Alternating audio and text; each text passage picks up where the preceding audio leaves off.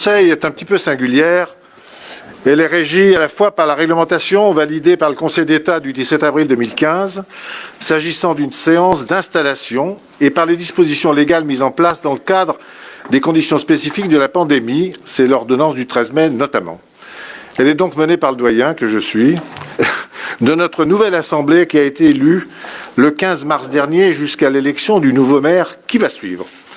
Alors les élus sont respectivement, j'en ai la liste devant moi que je vais vous donner, donc Bernard Momin, Pierre Barellon, Guy Cauche, Marius Saubin, Robert Dumont, Joël Guérinaud, Christian Novant, Odile Fusari, Bruno Jacolin, Bernard Fugier, Pascal Bazaille, Joël Astre, Maria Giordano, Nicolas Rodriguez, Paola Boiron, Patrick Escoffier, Daniel Acnin, Marie-Pierre Dupuis, Véronique Sarcelli, Lydie Rosin, Catherine Moussa, Richard Pasleg, Célia Goubet, Émilie Chomel de Varagne, Flore Morel-Journel, Benjamin Vincence Bougreau, Emmanuel Vieux-Rochat, Yvette Latuyère, Serge Replumaz, Faïza Mioubi, Olivier Coupiac, Bernard Gillet, Guylaine Thorez, Philippe Schmitt et Jean-Romain Guillaume. Alors, l'organisation physique que nous avons aujourd'hui doit respecter les conditions en vigueur du déconfinement, d'où cette disposition particulière dans un lieu autre que la salle normalement dédiée aux réunions de notre Assemblée. Afin de limiter au maximum le risque de contact avec le virus qui circule encore, il est demandé que les prises de parole soient courtes et concises et ainsi réduire la durée d'exposition à une possible contamination. Ces recommandations sont notamment contenues dans la circulaire du 15 mai du ministère de la Cohésion des Territoires et qui ont été confirmées par le Conseil scientifique. J'en appelle à votre sens de responsabilité. La séance est donc aujourd'hui ouverte. Nous allons maintenant procéder à l'appel qui va être réalisé. Et je serai un très mauvais maire. Le Conseil est donc installé sur les noms que je viens de désigner. Il nous reste à faire l'appel des présents et je demande à Benjamin de notre Assemblée, Emmanuel Vieux-Rochat, de bien vouloir procéder à l'appel. Bernard Momin. Présent. Pierre Barellon. Présent. Guy Cauche. Présent. Marius Saubin. Présent. Robert Dumont. Présent. Joël Guérinaud. Christian Novant. Odile Fusari. Pouvoir donner à M. Guy. Bruno Jacolin. Bernard Fugier. Pascal Bazaille. Joël Astre. Maria Giordano. Nicolas Rodriguez. Paola Boiron. Patrick Escoffier. Présent. Daniel Acnin.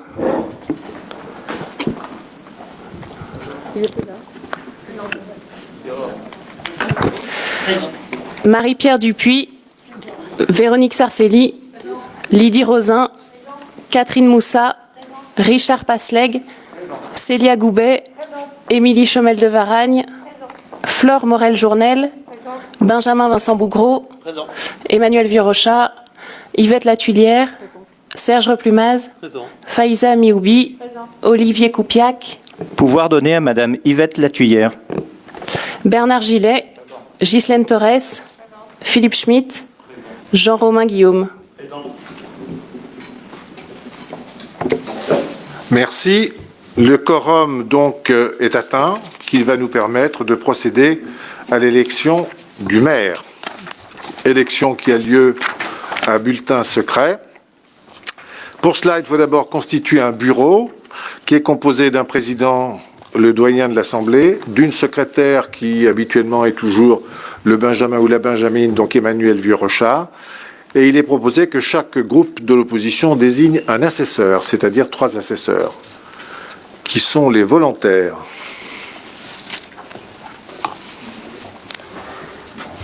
Vous pouvez appuyer sur votre micro et vous annoncer. Faïza Mioubi. Philippe Schmitt pour Unis pour Sainte-Foy. Jean-Romain Guillaume pour le Rassemblement des droites fidésiennes. Merci. Maintenant, il nous reste à désigner qui sont les candidats. Il vous reste, vous, désigner qui sont les candidats au poste de maire.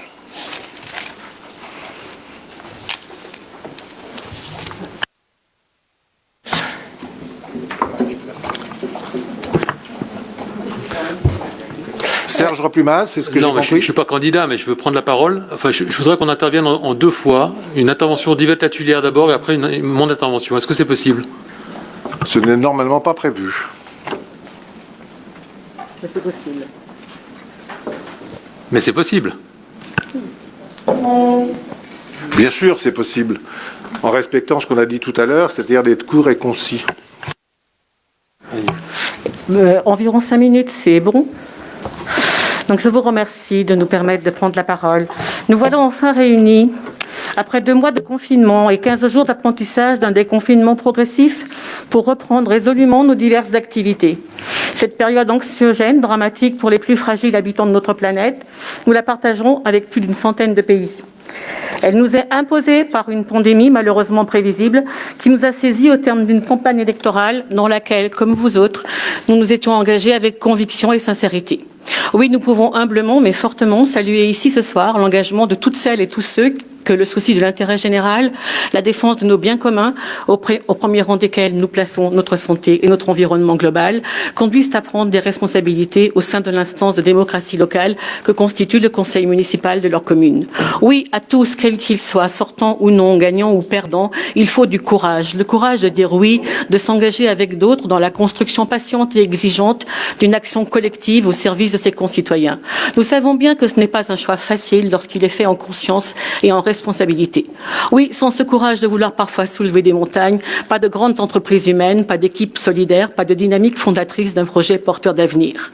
Une reconnaissance équitable, un respect indéfectible de l'engagement de chacun des membres du conseil municipal nous apparaissent indispensables à la qualité des débats, à la qualité de la confrontation d'idées. En ce lieu où doit se réaliser l'exigence démocratique de proximité, un dialogue constructif et respectueux doit pouvoir s'instaurer entre les différents groupes et particulièrement entre la majorité et les groupes minoritaires.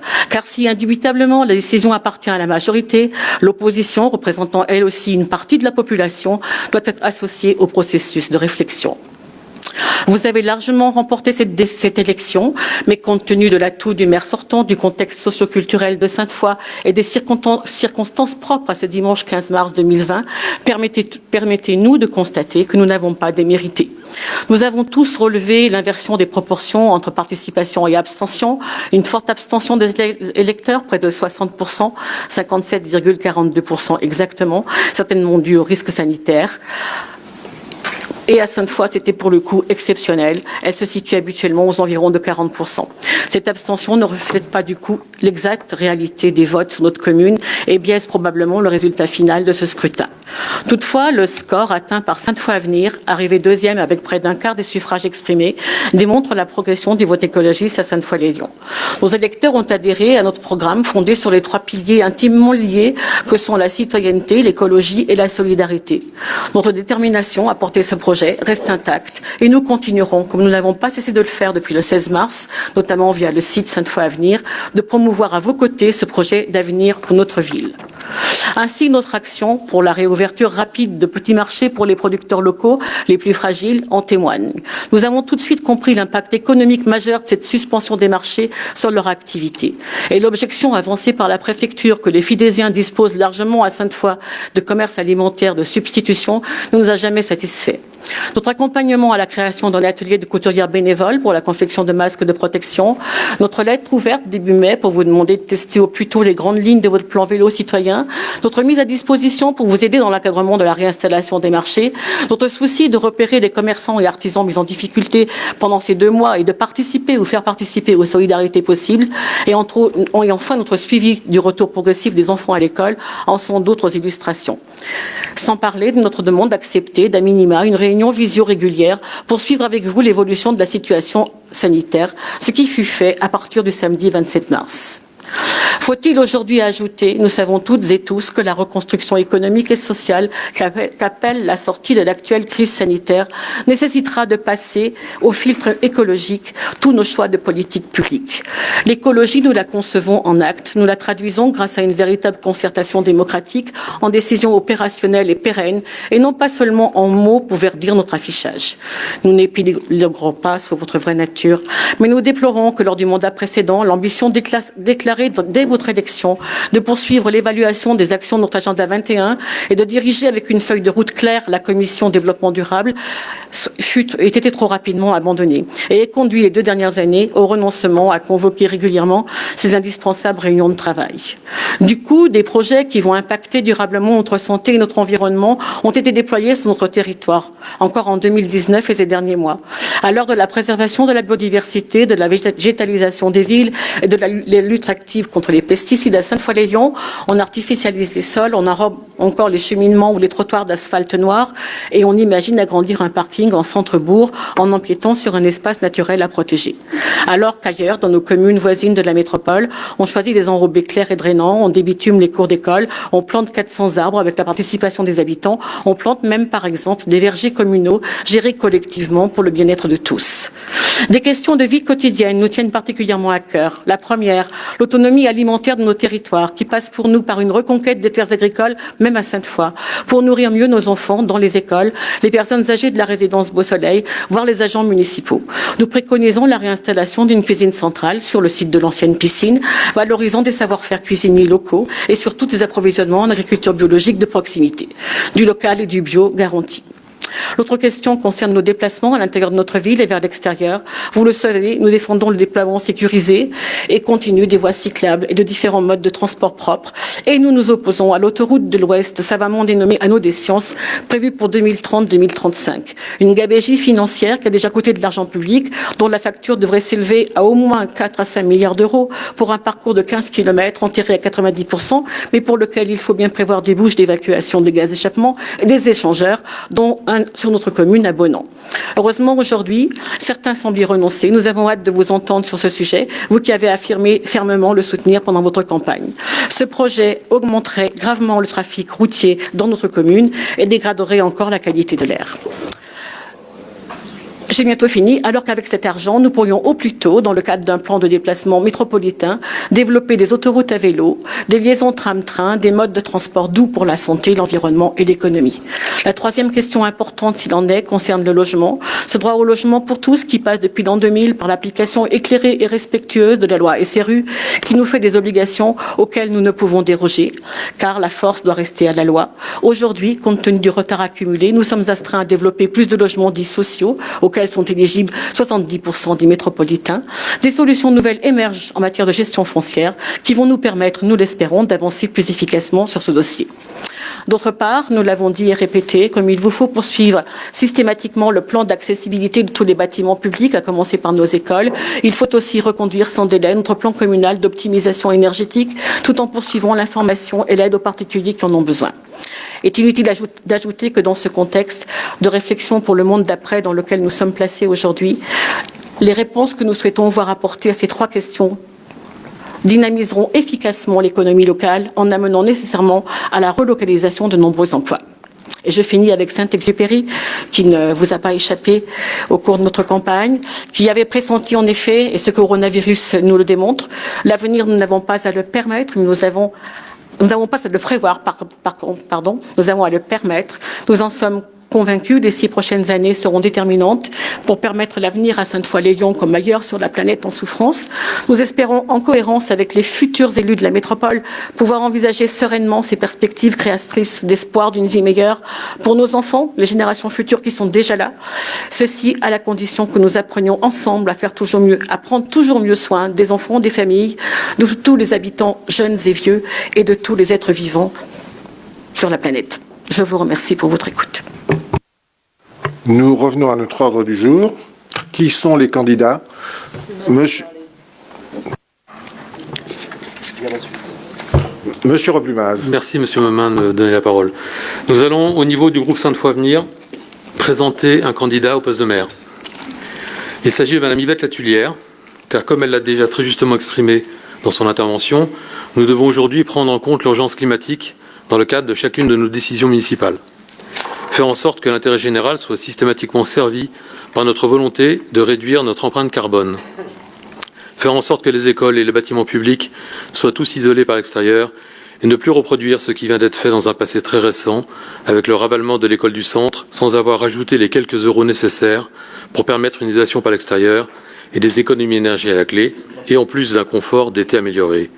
Ne plus reproduire ce qui vient d'être fait dans un passé récent sur le bâtiment dit moderne de la mairie pour qu'il soit traité de cette manière, avec une isolation par l'extérieur, et pour réduire ce qui reste aujourd'hui une passoire thermique où règne un inconfort pour les agents municipaux et pour les utilisateurs de ces espaces.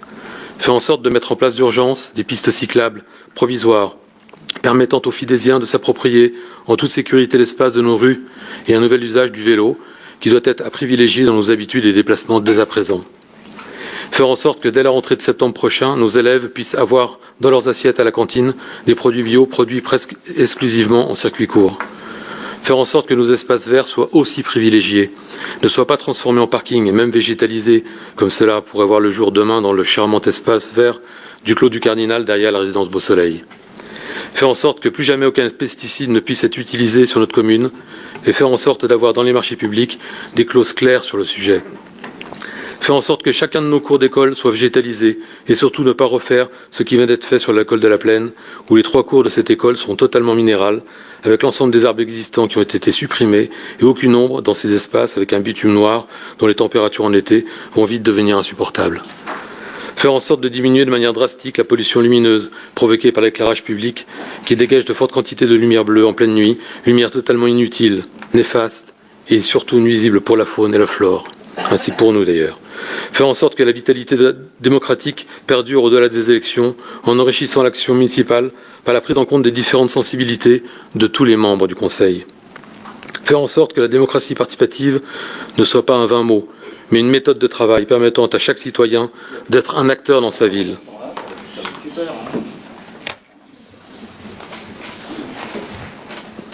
Oui, ça suffit. Faire en sorte, enfin, que chaque action menée par la commune dans chacun de ses domaines de compétences soit analysée et traitée d'abord par le prisme de l'écologie, de la solidarité et de la citoyenneté. Alors, mesdames et messieurs les conseillers municipaux, ouvrez les yeux et votez pour Madame Latulière qui garantira chacun des points évoqués précédemment. Je vous remercie. Merci. Y a-t-il d'autres candidats? Voilà, la candidature. Monsieur le Président, oui, c'est pas une candidature, mais j'aimerais que vous veilliez à ce que le public n'interfère pas dans les débats, parce que les murmures là derrière sont insupportables. C'est scandaleux. Je répète ma question. Y a-t-il d'autres candidats? C'est scandaleux. On va demander de faire court. La candidature de Véronique Sarcelli apparaît donc la plus appropriée dans la continuité du premier mandat. Au nom du groupe, nous proposons Véronique Sarcelli. Merci. Y a-t-il d'autres candidats? Bien, donc nous allons procéder au vote. J'ai besoin de 3 assesseurs, un par groupe, donc ils ont été désignés. Pour voter, vous avez un stylo déposé devant chacun d'entre vous, ainsi que des bulletins, 2 enveloppes et un bulletin blanc pour ceux qui voudraient remettre... Non, c'est un bulletin. Pour le maire, pardon. En fait, du coup, il y a 2 enveloppes. Il y en a une pour l'élection du maire, une pour l'élection des adjoints. Et il y a 3 bulletins. Il y a un bulletin blanc qui sert pour l'élection du maire, où vous mettez votre choix. Voilà. Et les 2 autres bulletins sont les listes déposées ou à venir pour les adjoints. Donc c'est bien une enveloppe et le bulletin blanc pour l'élection du maire. Pour les conditions sanitaires, du coup, il y aura un appel nominal de chacun. Et chacun se déplacera un par un pour aller au centre de la pièce où il y a l'urne. Voilà. Il y a même du gel hydroalcoolique pour ceux qui veulent s'en servir, comme sur chacune des tables. Voilà. Et donc le bureau se réunira pour le dépouillement.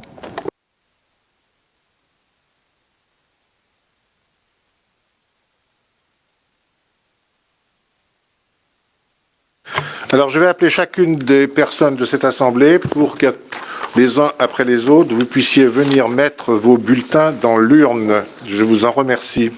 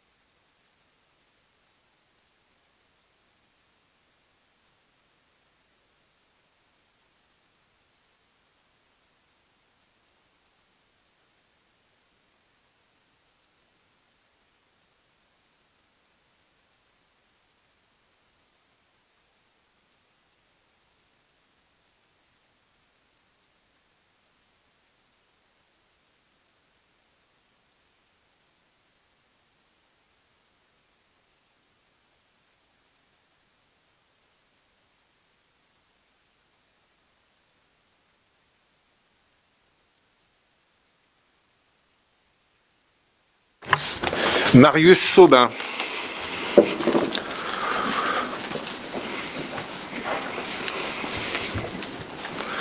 Robert Dumont.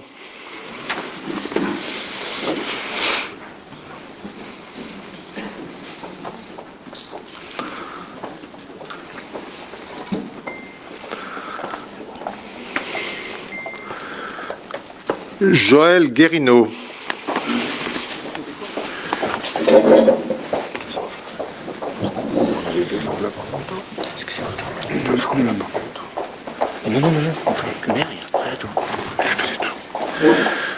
Christian Novant.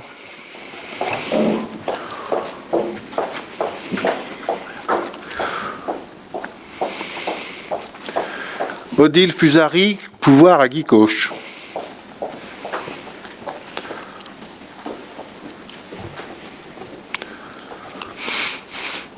Bruno Jacolin.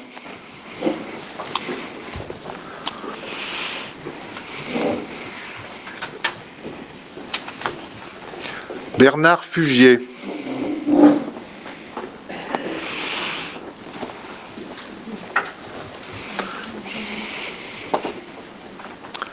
Pascal Bazaille.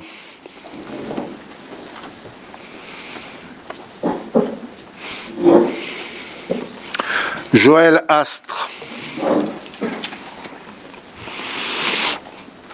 Maria Giordano.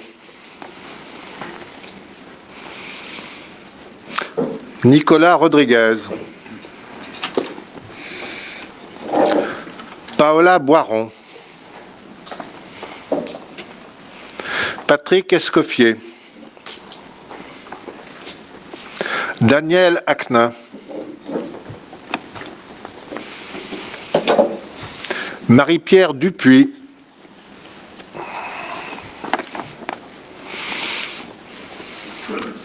Véronique Sarcelli.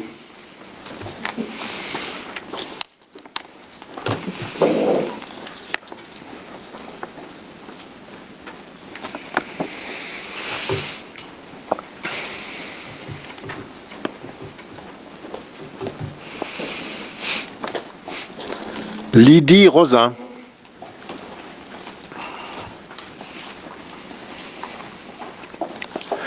Catherine Moussa. Richard Pasleg.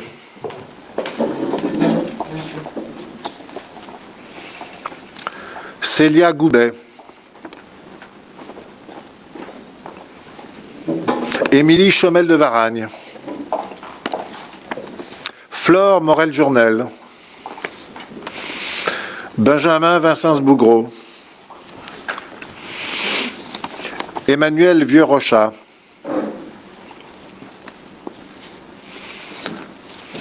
Yvette Latuyère.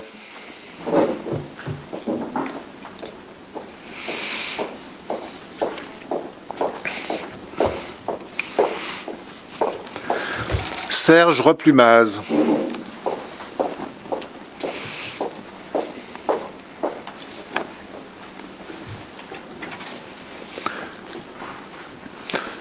Faiza Mioubi.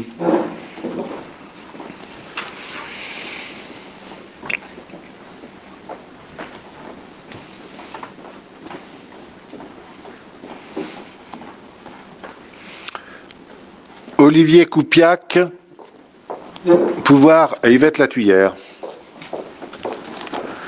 Bernard Gillet.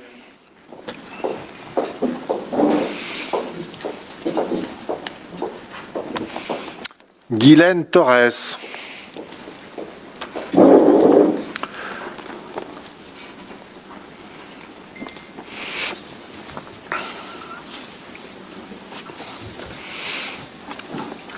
Philippe Schmitt.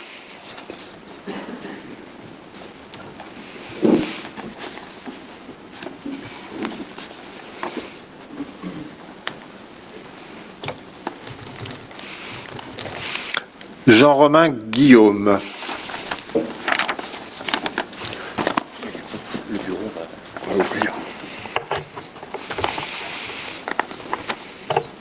Donc j'appelle maintenant le bureau, le secrétaire Emmanuel Vieux-Rochat, les 3 assesseurs pour dépouiller l'urne.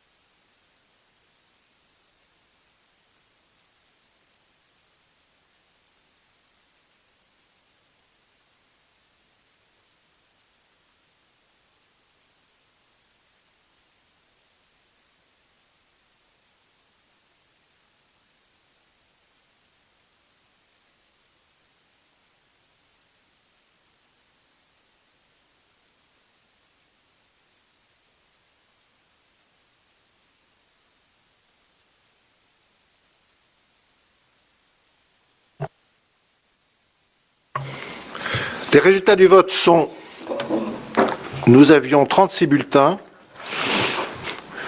27 voix pour Véronique Sarcelli, 3 pour Yvette Latuyère, 4 pour Yvette Latuyère, et 4 bulletins blancs, et un nul. Véronique Sarcelli est donc élue maire de Sainte-Foy.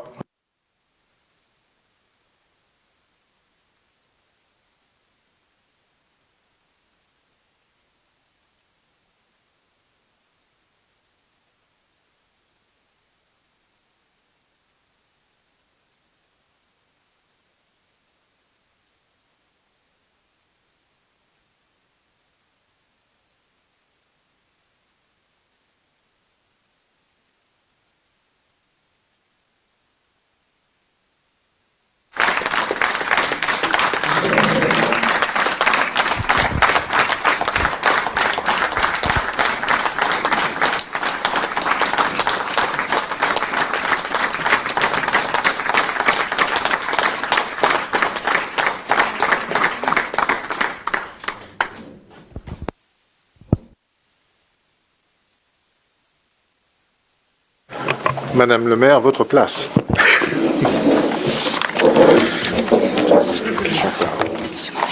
Deschamps. Attends, il faut que je reprenne mon certain nombre. Tu veux Maître Deschamps? Tu acceptes Maître Deschamps? Ah oui. Tu acceptes? Pour moi. Il y a une photo de bleu sur ton fond de tout. Oui, ça je savais. Le rayon sur de ce côté-là. Et le rayon sur là. Comme ça. Le bleu sur ton fond de tout. Donc comme ça.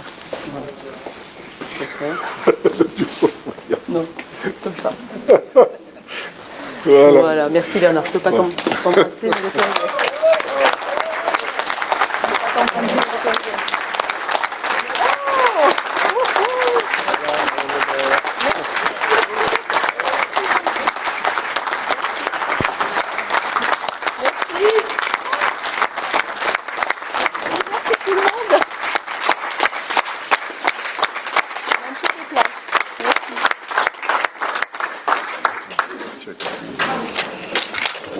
Mais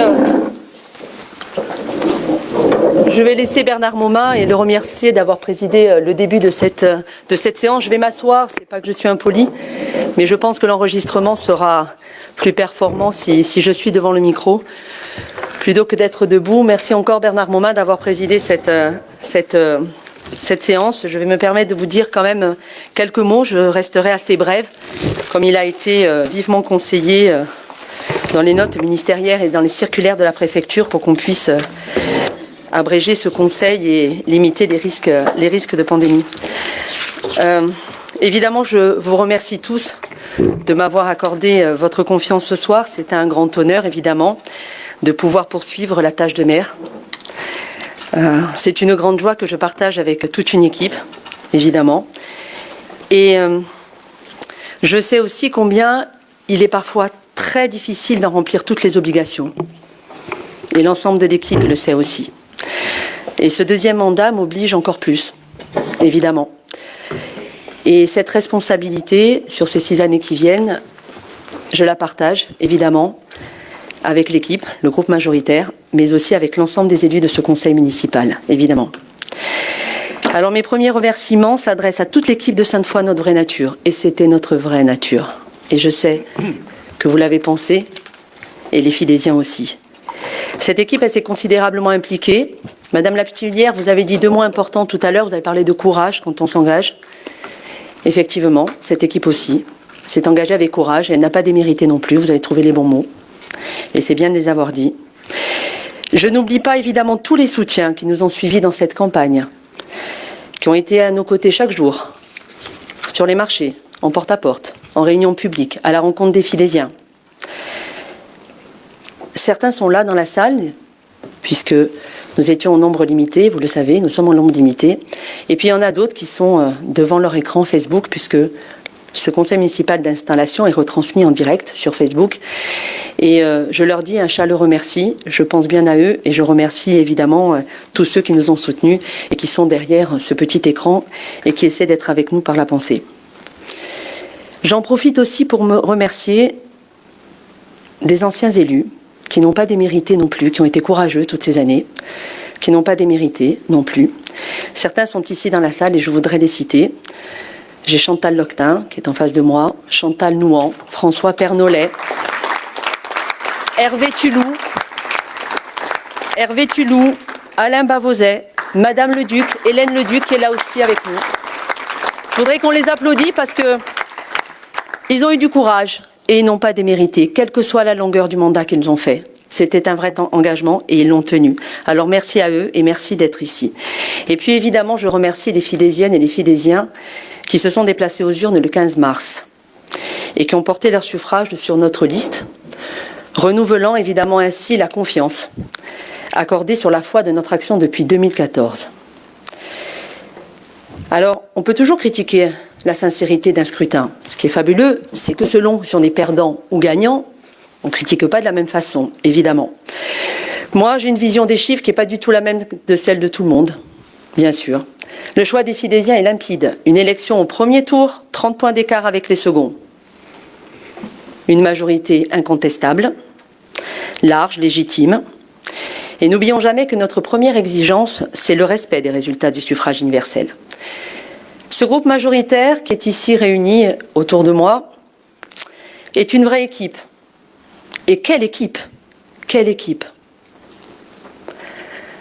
Une équipe solide, loyale, complètement investie pour Sainte-Foy et les Fidésiens. Elle n'est pas un regroupement de circonstances ou une alliance de personnes contre nature, absolument pas. Elle est le résultat d'une profonde entente et d'un profond engagement partagé. Et chacun et chacune a évidemment hâte de se mettre au travail dans l'intérêt de Sainte-Foy et de ses habitants. Alors il est très important que tous les citoyens aient confiance et qu'ils soient certains que nous sommes tous prêts à nous investir pour l'intérêt général, mais surtout dans le respect de chacun. Alors au-delà certainement des votes qui vont s'exprimer dans ce Conseil durant tout le mandat, je fais le vœu de débats fructueux et respectueux avec l'ensemble des conseillers municipaux. Et il ne faut jamais craindre les débats. Jamais. Et il y en aura, j'en suis certaine. Cette majorité a été élue parce que nous avions une vision d'avenir pour Sainte-Foy, dans le respect de son identité. Depuis le 15 mars, il n'y a pas eu un jour sans un encouragement à tenir notre vision tant sur un urbanisme à taille humaine, tant sur une politique environnementale sans idéologie et sur la sécurité pour tous. Et comme nous l'avons toujours fait, nous respecterons nos engagements et mettrons en œuvre ce pourquoi nous avons été élus. Notre responsabilité d'élu local est d'être à l'écoute, en proximité et sur le terrain, pour répondre aux besoins d'une population. Cette mission d'élu local prend d'autant plus de sens en ces temps si difficiles que nous vivons. Nous traversons la crise sanitaire et économique la plus grave d'après-guerre. Elle nécessite la mobilisation de tous. Cette crise est une situation exceptionnelle qui, je l'espère, permettra de prendre des décisions fortes par-delà des convictions politiques au bénéfice des Fidésiens.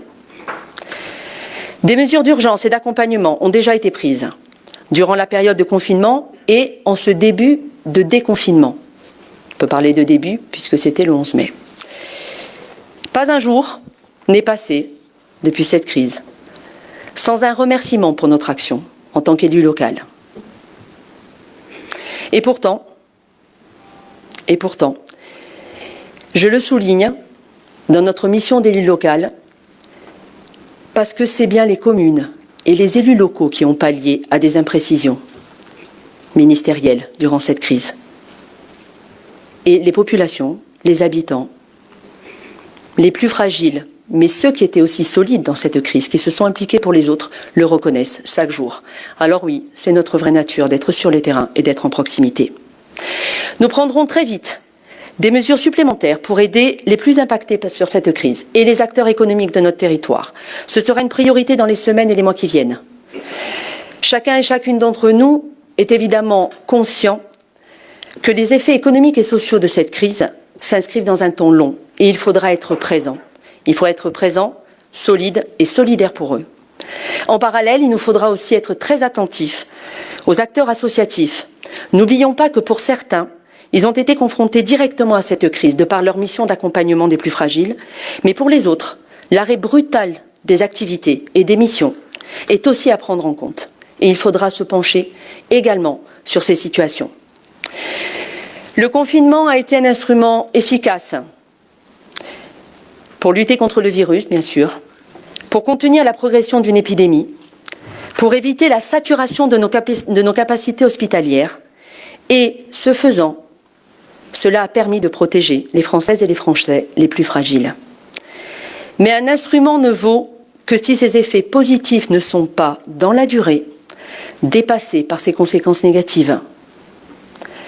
Il nous faut donc progressivement, prudemment, mais aussi résolument procéder à un déconfinement et réussir ce déconfinement.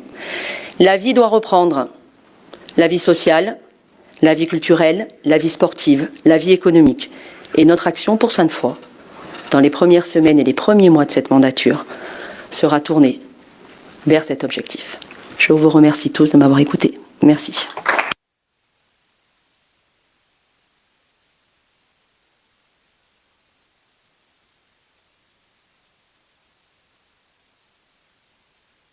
Y a-t-il d'autres interventions? Oui, la mienne, pour le rassemblement des droites fidésiennes, s'il vous plaît. Oui. Juste 3 minutes, je serai très Romain court. Guélon, bien sûr.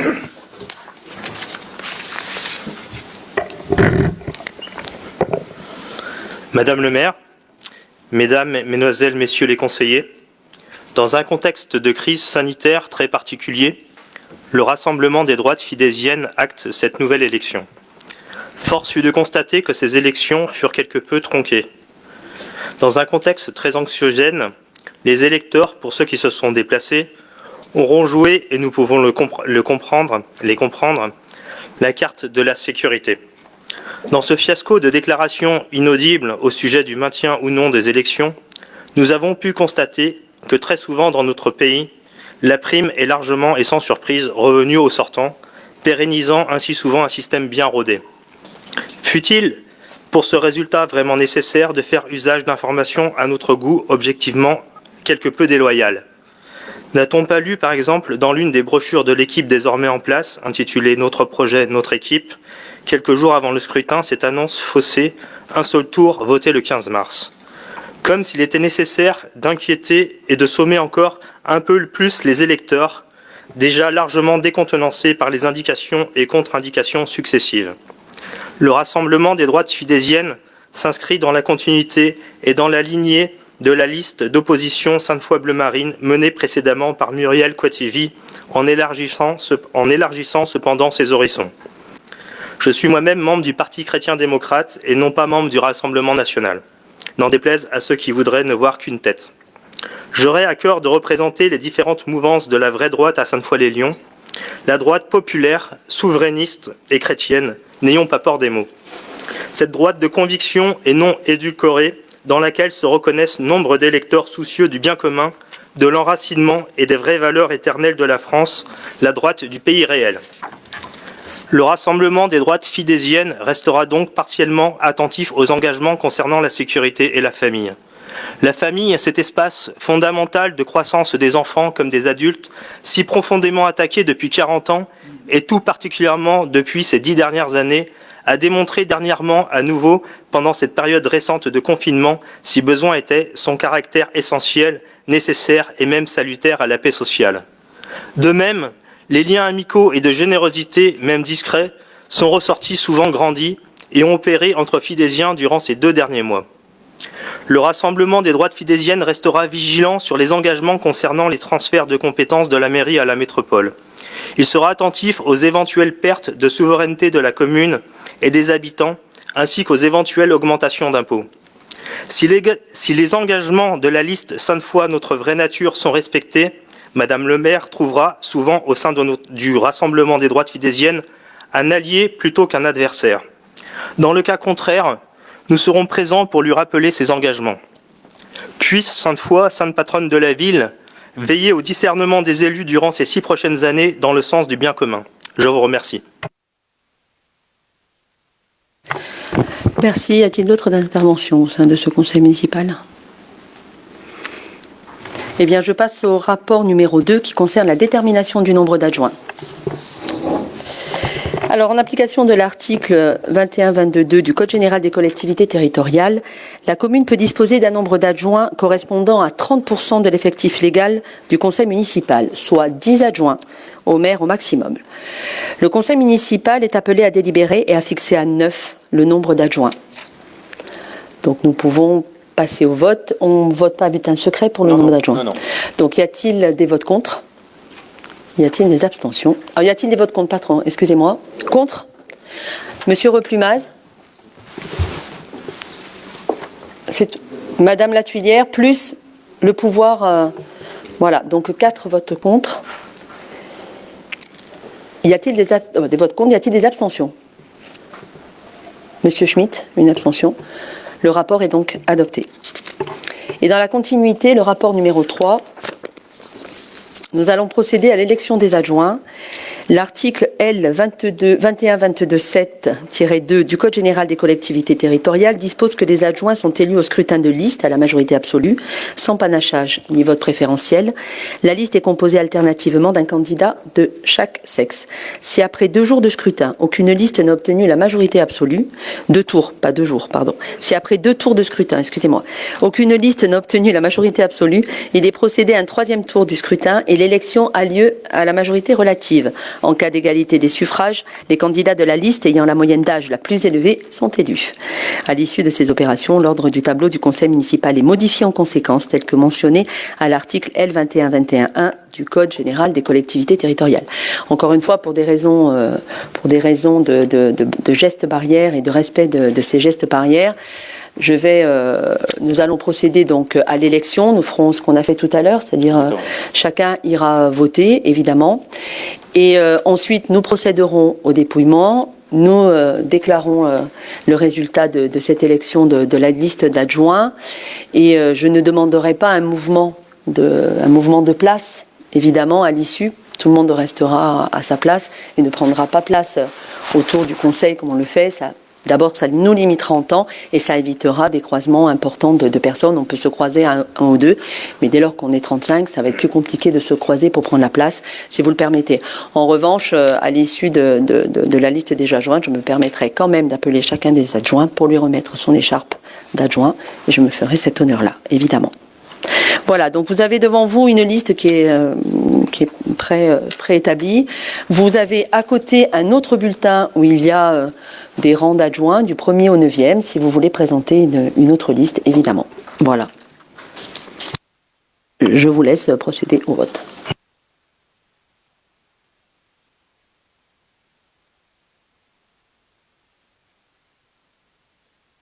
Je fais nominativement, mais en démarrant encore par le doyen ou... Non, par vous. Et après Bernard Moulin, Pierre Barrel. Voilà, donc oui.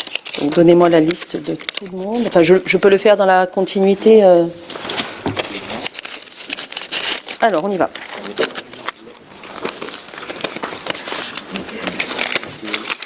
Ouais, je voudrais juste la liste, que je ne me trompe pas. Ok, merci. Alors, Véronique Sarcelli, je vais voter et je vous appelle au fur et à mesure.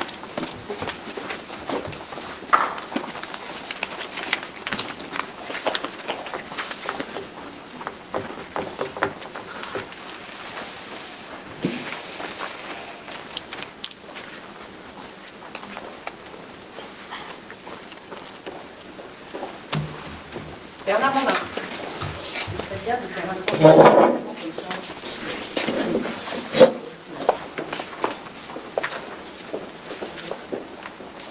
Pierre Barrel.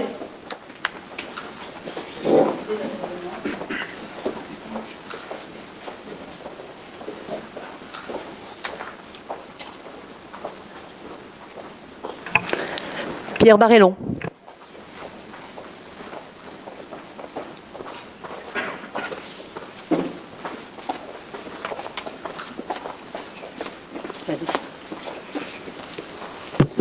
Guy Cauche.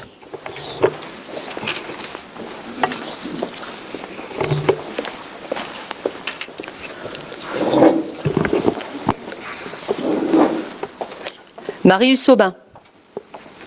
Donc à voter, Guy Cauche a voté.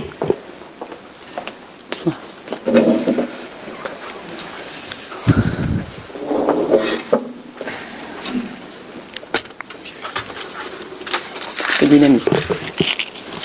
Donc à voter, Robert Dumont.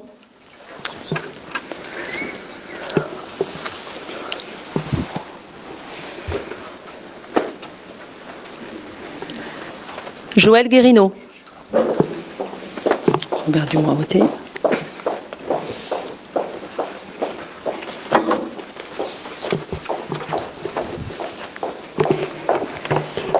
Christian Novant.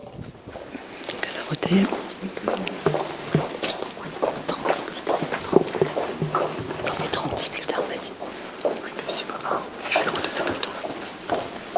Odile Fusari, pouvoir à Guy Cauche.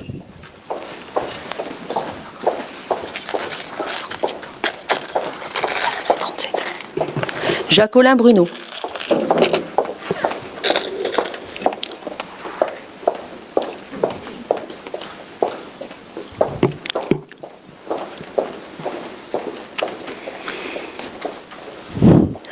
Bernard Fugier.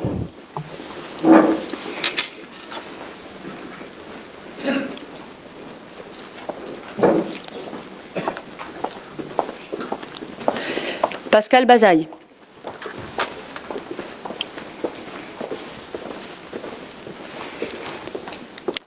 Joël Astre.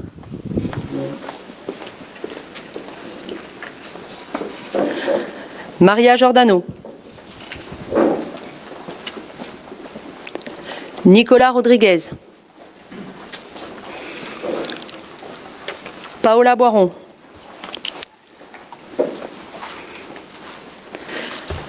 Patrick Escoffier. Daniel Aknin. Marie-Pierre Dupuis.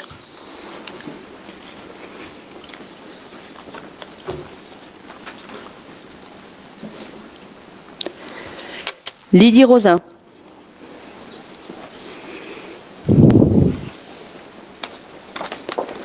Catherine Moussa.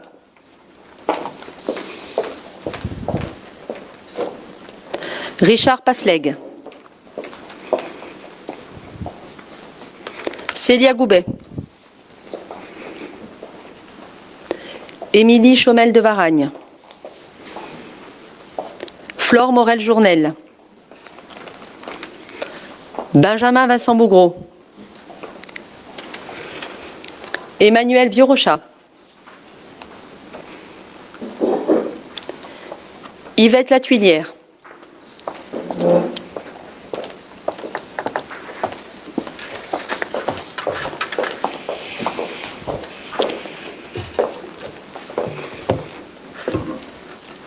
Serge Replumaz.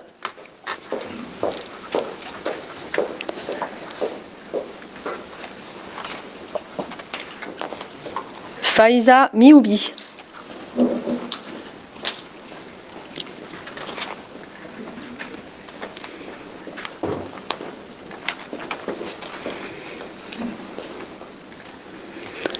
Olivier Coupiac, pardon, excusez-moi, pouvoir à Yvette Latuilière.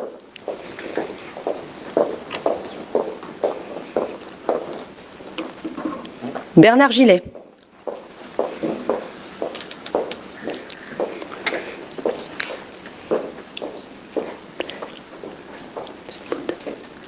Ghislaine Torres.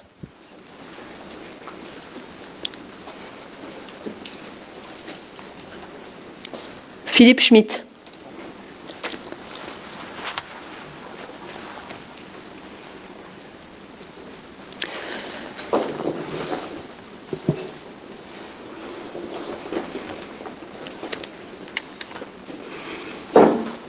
Jean-Romain Guillaume. On garde le même bureau, hein, je veux dire.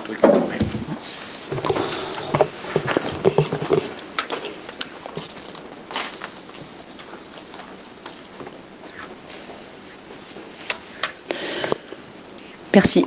Je vous propose de conserver le même bureau, avec le même président, les mêmes assesseurs et la même secrétaire, si vous en êtes d'accord. Donc, Monsieur Momin, Monsieur Guillaume, Monsieur Schmitt, Madame Vieux-Rochard et Madame Iouli.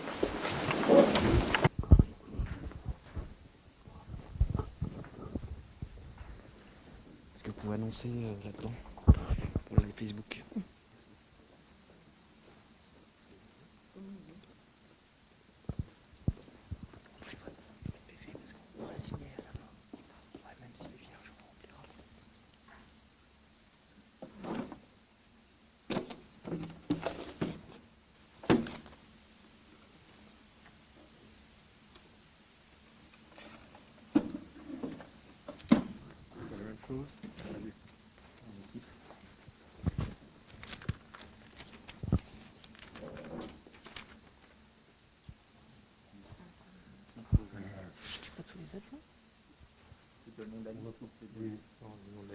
On va dire liste majoritaire parce que sinon c'est important qu'on ne va pas appeler chaque fois 35 fois de la semaine. Peut-être citer une fois la liste majoritaire sur le premier et on renouvellera et vous redites liste majoritaire ou vous dites le premier adjoint pour qu'on soit bien sur la bonne liste. Premier adjoint. Il marche le truc? Ouais. Non? Pascal Bazaille, Daniel Aknin, Catherine Moussa, Pierre Barrellon, Maria Giordano, Nicolas Rodriguez, Célia Goubet, Christian Novant, Paola Boiron.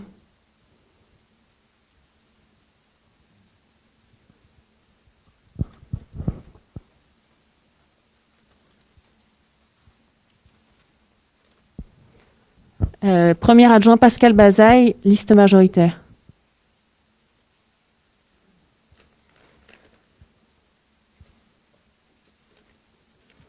Premier adjoint Pascal Bazaille, liste majoritaire.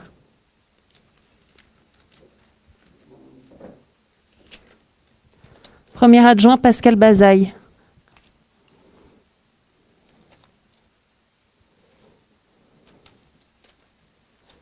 Premier adjoint Pascal Bazaille.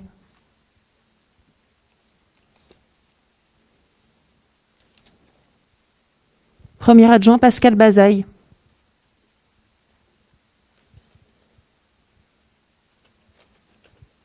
Premier adjoint Pascal Bazaille.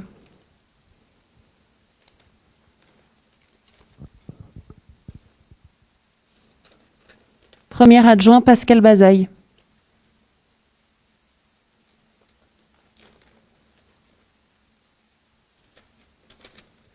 Premier adjoint Pascal Bazaille.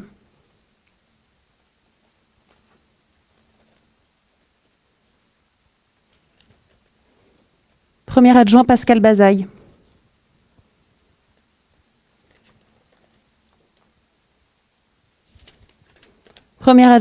Bazaille.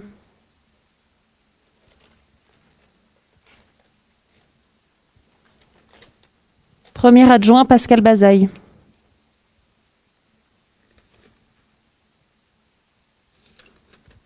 Premier adjoint Pascal Bazaille. Premier adjoint Pascal Bazaille.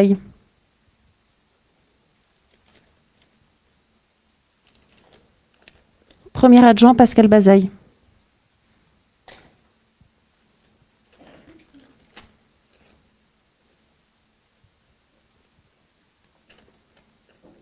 Premier adjoint Pascal Bazaille.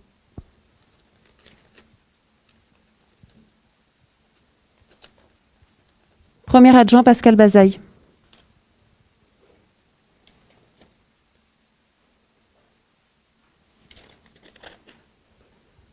Premier adjoint Pascal Bazaille.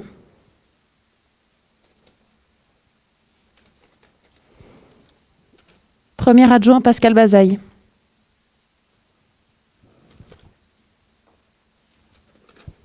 Premier adjoint Pascal Bazaille.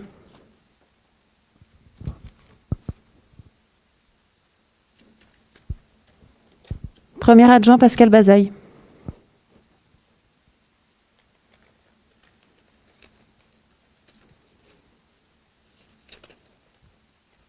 Premier adjoint Pascal Bazaille.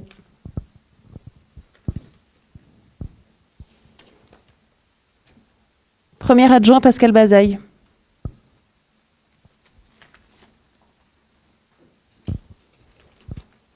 Premier adjoint, Pascal Bazaille.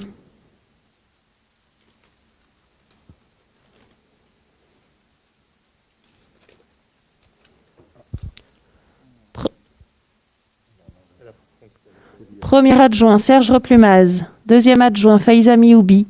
Troisième adjoint, Olivier Koupiac. Quatrième adjoint, Ga. Wewega. Guo. Guo, pardon. Cinquième adjoint, Léo Seproski. Sixième adjoint, Christian Kowalski. Septième adjoint, Olivier Delage. Huitième adjoint, Messieurs P6. Non. J'ai peut-être le doigt dessus. Hélène Miscopien. Hélène Miscopin. Et René Monard. Non, Pierre Bonnard. Pierre Monard. Blanc.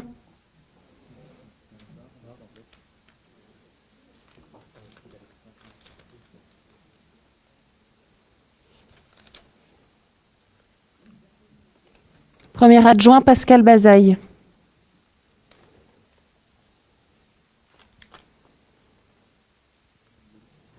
Nul.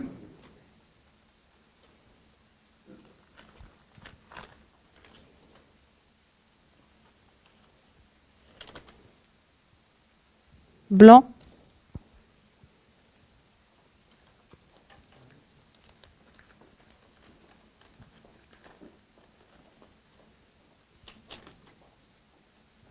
Je la relis.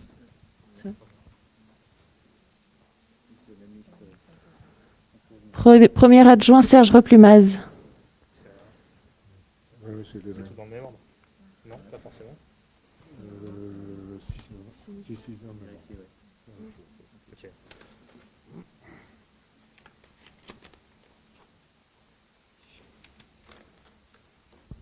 Premier adjoint, Pascal Bazaille.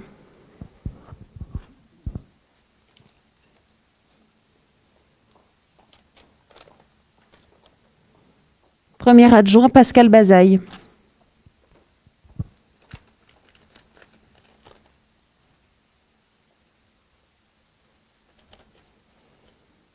Premier adjoint, Pascal Bazaille.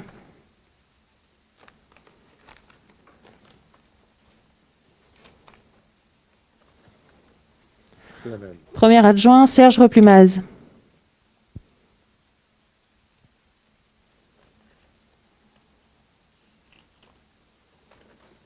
Premier adjoint, Serge Replumaz.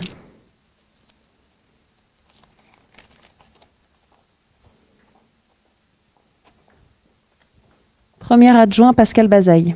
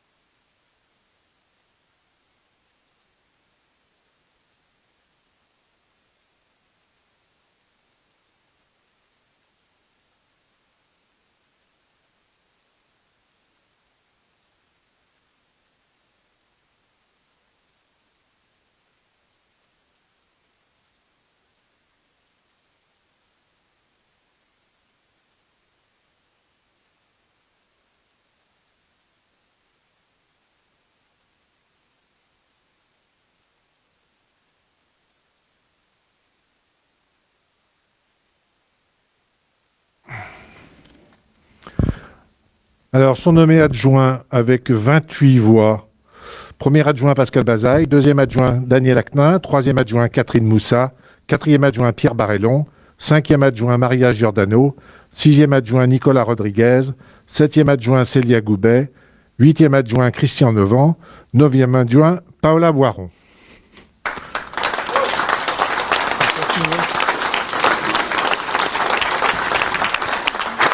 Je complète que la liste de premier adjoint Serge Replumaz a eu 4 voix et nous avons 2 bulletins nuls, un bulletin nul, pardon, et 2 bulletins blancs. Est-ce que vous me permettez de donner les noms des personnes qui auraient été adjoints pour nous parce qu'ils n'ont pas été très bien articulés et excusez-nous d'avoir mal écrit leurs noms? Je voudrais juste faire quand même une petite intervention avant de procéder à cela. Je rappelle que seuls des élus peuvent être adjoints. Donc la liste qui est proposée, la deuxième liste qui est proposée ne comporte pas que des élus, donc elle est totalement invalide. Voilà.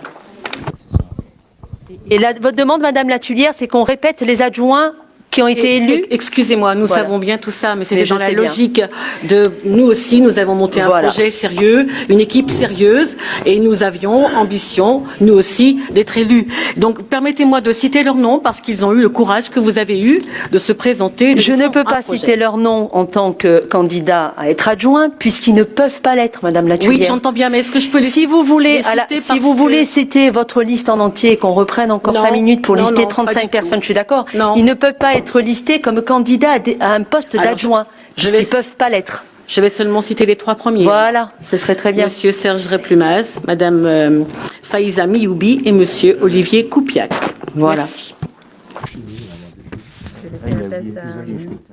Non.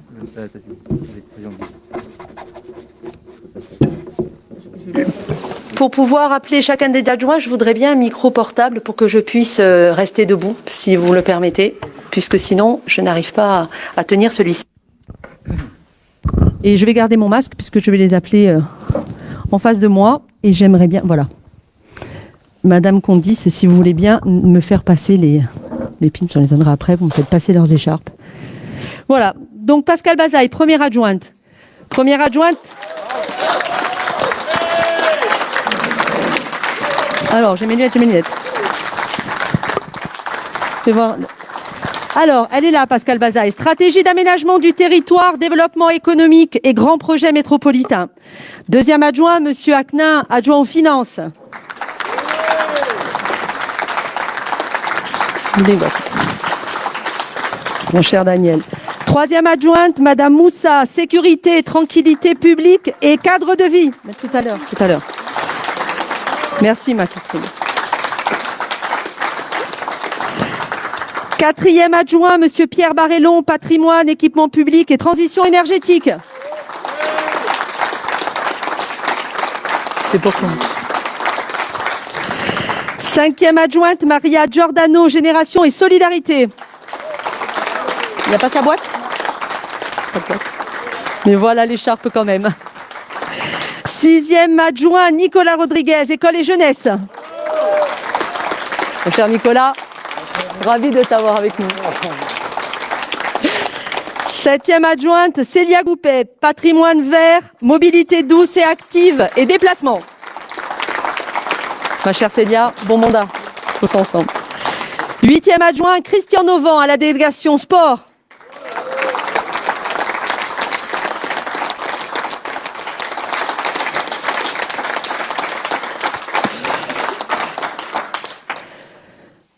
Non, ne cours pas. Merci Christian et bon mandat. Et neuvième adjointe, Paola Boiron, culture et échanges internationaux.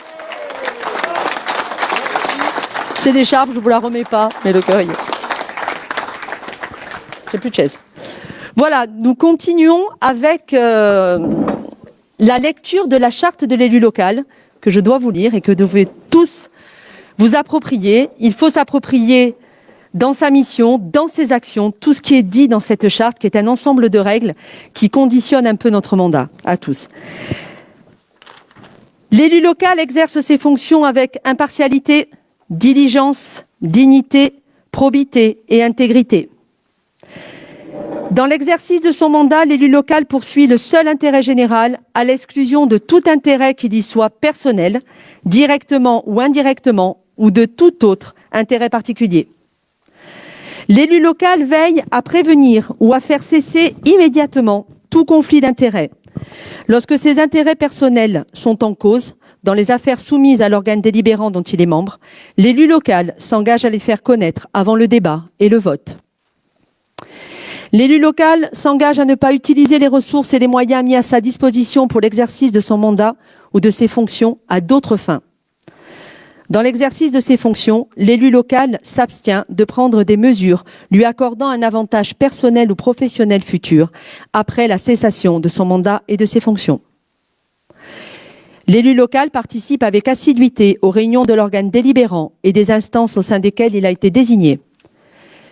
Issu du suffrage universel, l'élu local est et reste responsable de ses actes pour la durée de son mandat devant l'ensemble des citoyens de la collectivité territoriale, à qui il rend compte des actes et décisions pris dans le cadre de ses fonctions.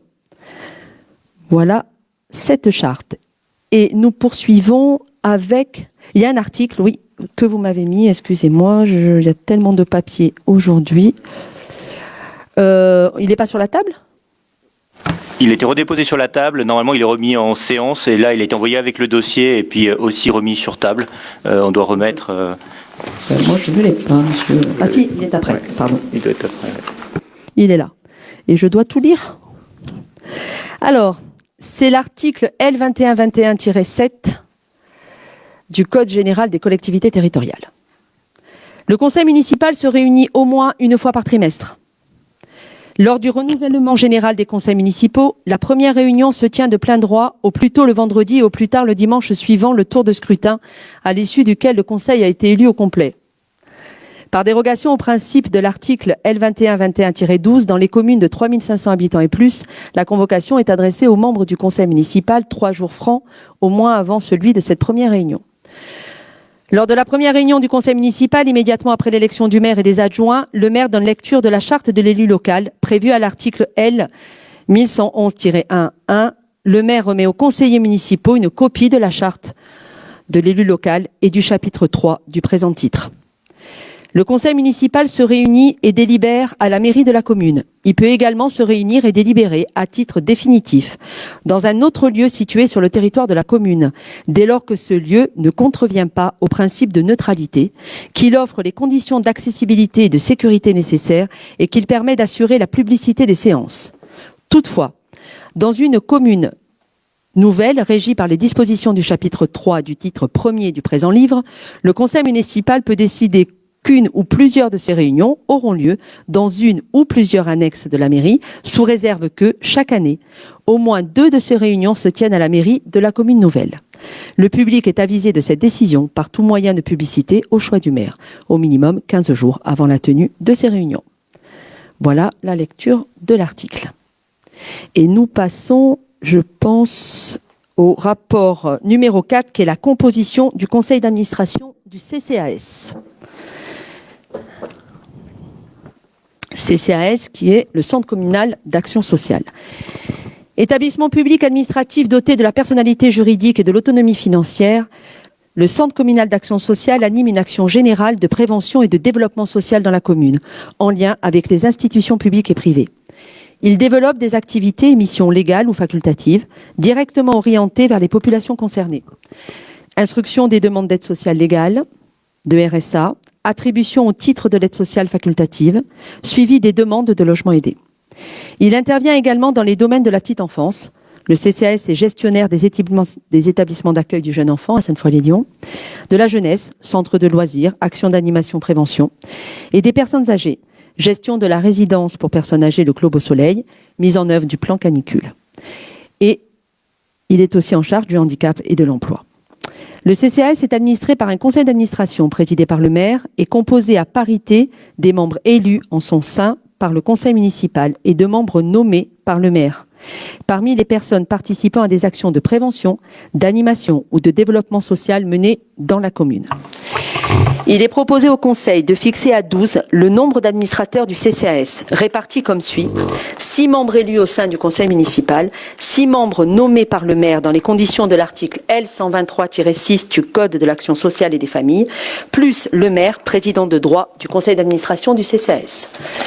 Voilà, aujourd'hui nous votons le nombre de sièges du Conseil d'administration du CCAS avec la répartition à part égale entre les élus du Conseil municipal et des membres.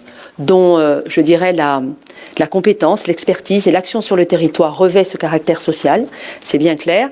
Et au prochain conseil municipal, nous désignerons évidemment les membres du conseil municipal qui vont siéger au sein du conseil d'administration du CCAS. Ce sera sur les prochains conseils, je vous donnerai les dates en fin de conseil d'installation. Voilà, est-ce qu'il y a des remarques, des interventions, une petite question concernant le CCAS? Nous aurons tout le loisir évidemment d'en reparler dans les conseils municipaux qui suivent, au moment des désignations, peut-être de façon plus importante. Je passe donc au vote. Y a-t-il des votes contre? Y a-t-il des abstentions? Le rapport est donc adopté. Et nous passons au rapport numéro 5 qui concerne la délégation de pouvoirs qui sont donnés au maire. Je ne vais pas vous relire toute la délégation de pouvoir, je pense que ça serait un petit peu long. Voilà, je pense que vous l'avez étudié, vous l'avez regardé chez vous depuis que vous avez le conseil. Il est demandé bien sûr au conseil d'approuver cette délégation de pouvoir au profit du maire dans les domaines limités et les modalités qui sont exposées ci-dessus. Voilà, je vous laisse peut-être faire des remarques, intervenir, donner des informations particulières. N'hésitez pas, allez-y, on va procéder comme ça puisqu'on ne lit pas le rapport. Monsieur Schmitt. Merci, Madame le maire. Juste en liminaire, parce que j'ai souhaité être sobre jusqu'à présent, je voulais juste vous annoncer à cette assemblée qu'on souhaite nous exercer ce mandat dans le cadre d'une opposition qui serait intelligente, qui sera pragmatique et qui sera aussi vigilante. J'évite à dessein le terme de constructif parce que je sais pas encore aujourd'hui ce qu'on va construire, donc ça on verra plus tard si on peut employer ce terme. Sur cette délégation, je voulais vous dire, on va la voter cette délégation. On a échangé au sein de notre groupe sur son contenu, mais on va la voter. Alors on la vote avec hésitation et on va la voter avec circonspection. On la vote avec hésitation puisque le champ des délégations qui vous est donné par cette délibération, vous n'en avez pas donné lecture, mais il y a quand même quelques points qui sont tout à fait essentiels. Le champ des pouvoirs qui vous sont donnés par cette délégation, il est extrêmement vaste. Et en particulier, il y a deux points sur lesquels je crois que il faut être particulièrement conscient de la portée de la décision qu'on prend. C'est que cette délégation, elle contient la capacité, le pouvoir qui vous est donné de fixer toutes les redevances d'accès, y compris au service public. Et ça, c'est en rupture par rapport à la pratique précédente, où les redevances étaient votées en conseil municipal. Alors, il y a une limite, effectivement, qui est prévue, qui est 2% par an. 2% par an, ça fait 12% sur les 6 ans du mandat. Si tant est qu'il en fasse pas un peu plus. Donc je crois que là-dessus, c'est une délégation qui est extrêmement lourde pour nos concitoyens. Et il me semble qu'en votant pour cette délégation, il faut que chacun d'entre nous en ait conscience. La deuxième chose, c'est sur le point 4, c'est sur les marchés, où la délégation est votée jusqu'au seuil européen. Je voudrais juste que chacun ait bien conscience qu'en matière de travaux, ce seuil, c'est plus de 5 millions d'euros. Donc c'est le budget d'investissement d'une année, pour faire court. Donc finalement, on pourrait ne pas voir passer les marchés d'investissement à travers l'exercice de cette délégation. Voilà. Après, c'est un choix d'organisation qui vous appartient, et c'est la raison pour laquelle on ne s'y opposera pas. Par contre, je le disais, on va la voter aussi avec beaucoup de circonspection. Pourquoi ? Parce que cette délégation a une contrepartie. Cette contrepartie, c'est d'en rendre compte à chaque conseil municipal. Et nous serons vigilants, et d'autant plus vigilants sur cette restitution au conseil municipal, que la pratique antérieure a été un petit peu aléatoire de ce point de vue-là. Il y a beaucoup de choses qui n'ont jamais été restituées au conseil municipal. Je pense notamment à tout l'achat de prestations culturelles, dont on ne trouve aucune trace dans aucun des comptes rendus que vous avez pu faire de l'exercice de votre délégation. Dans la période la plus récente, on peut attendre le prochain conseil, mais je pense qu'on serait aussi attentif à conditions dans lesquelles, ne serait-ce que pour l'information du conseil et sans aucune visée polémique, les masques ont été acquis par commune de Sainte-Foy-les-Lyons, donc je ne doute pas que ça vienne au prochain conseil municipal, mais il y a beaucoup de choses qui doivent effectivement venir, et nous serons là-dessus tout à fait vigilants. Voilà, nous voterons, parce que nous voulons croire que ça s'inscrit dans une organisation cohérente de votre gouvernance. Nous voulons également croire, et vous l'avez dit tout à l'heure, ce deuxième mandat vous donne encore plus d'obligations que le premier, donc nous voulons croire que vous serez encore plus attentive à la transparence et à l'information du conseil municipal. Mais je voulais juste attirer l'attention du conseil sur la portée de cette délégation et votre attention sur notre vigilance particulière sur l'exercice de cette délégation. Y a-t-il d'autres interventions au sein du conseil sur ce rapport avant de le mettre au vote, et peut-être que je dise deux mots en réponse à M. Schmitt? Je vais juste vous demander, M. Schmitt, de couper votre micro pour qu'on puisse faire un enregistrement de qualité. Je reviens sur les remarques que vous faites. Je n'utilise pas moi non plus le mot critique aujourd'hui, puisque vous êtes voulu assez justement dire, c'est pas une critique, c'est des remarques. Sur les deux remarques, concernant la question 4, le point numéro 4 sur les marchés,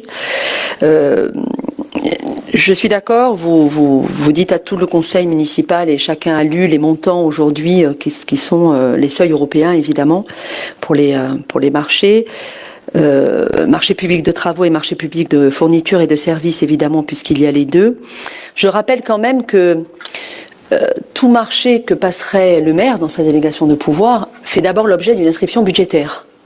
Et que forcément, au moment où on décide d'un budget et où il y a une inscription budgétaire, forcément il faut l'inscrire avant même le marché. Donc tout adjoint, tout conseiller municipal, excusez-moi, est parfaitement au courant de ce qui va être amené à être décidé dans le cadre de la délégation de pouvoir du maire, surtout sur des montants de cette hauteur-là. Sachant que ce n'est inchangé, que le point numéro 4 est inchangé par rapport à la délégation sur l'ancien mandat. En ce qui concerne les redevances et tarifs, effectivement, c'est ce qu'il y a de nouveau. Et nous avons j'ai pris soin de limiter cette augmentation à un maximum de 2% qui correspond à ce qui est généralement voté chaque année au conseil municipal depuis bien avant le mandat 2014-2020.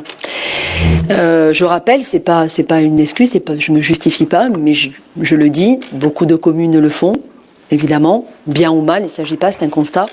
Et il est très rare que la délégation de pouvoir se limite à un maximum de 2%. Ce qui veut dire que dès lors que le maire voudra augmenter les tarifs, ou que l'exécutif ou l'ensemble des élus voudront augmenter les tarifs de 2,1%, ça fera l'objet d'une délibération au conseil municipal.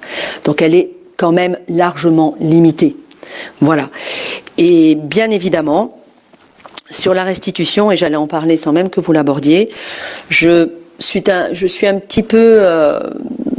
je ne suis pas tout à fait d'accord avec vous. Je pense au contraire que nous avions pris soin à chaque fois de bien rendre compte de toutes les décisions à chaque début de conseil municipal, où nous laissions largement la parole à l'ensemble des élus pour avoir des explications qui étaient déjà données en commission municipale avant, mais qu'on reprenait en conseil municipal pour qu'elles soient bien comprises de tout le monde. Donc je pense qu'il y a eu, au contraire de ce que vous dites, une véritable restitution sur l'ensemble des délégations de pouvoir lorsque, évidemment, il fallait rendre compte de cette délégation de pouvoir. En ce qui concerne les décisions qui ont été prises pendant la crise sanitaire, vous savez parfaitement que nous avons eu justement l'élargissement des pouvoirs pour pouvoir prendre toutes les décisions que nous devions prendre dans cette période de crise, et heureusement que le système n'était pas bloqué et que nous avons pu prendre les décisions qui s'imposaient. En ce qui concerne cette crise sanitaire et les décisions futures, je le disais tout à l'heure, il faudra tous que nous ayons conscience que les décisions qui ont été prises ne seront pas les seules, nous serons amenés certainement sur l'ensemble de l'année 2020, voire peut-être plus tard, malheureusement, à devoir accompagner. Nous allons être face à des situations que nous n'avons certainement jamais connues. Nous savons très bien que les conséquences économiques de cette crise se feront sentir à l'automne, pendant l'hiver.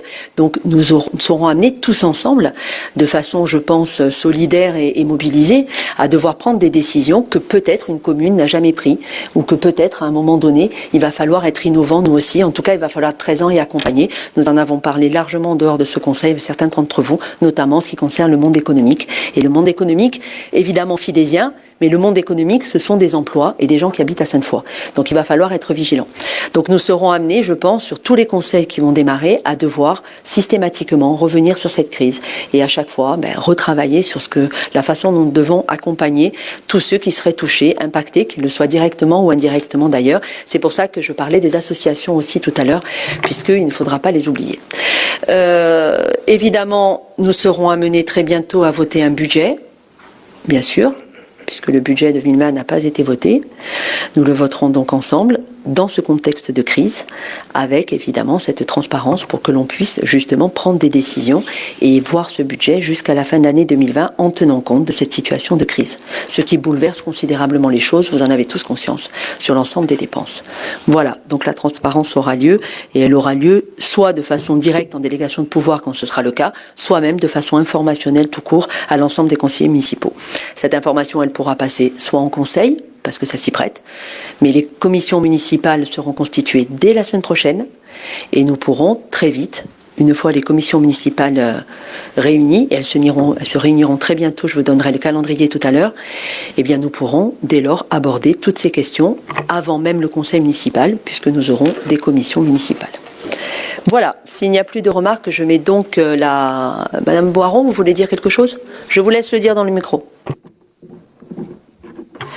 Oui, et merci Madame le maire. Juste si c'est possible, je m'excuse pour le dos parce que effectivement, je voulais juste dire que si je ne me suis pas trompée dans les mots que M. Schmitt a utilisés, aucune trace des achats culturels, je voulais tout simplement, je trouve ça irrespectueux d'une équipe sortante, je le trouve irrespectueux aujourd'hui dans cette assemblée, mais dans tous les cas, je voulais rassurer le peu de public que nous avons vu les normes sanitaires et les personnes qui sont autour de la table, qui sont quand même tous achats culturels des documents publics où les contrats sont disponibles en mairie. Merci.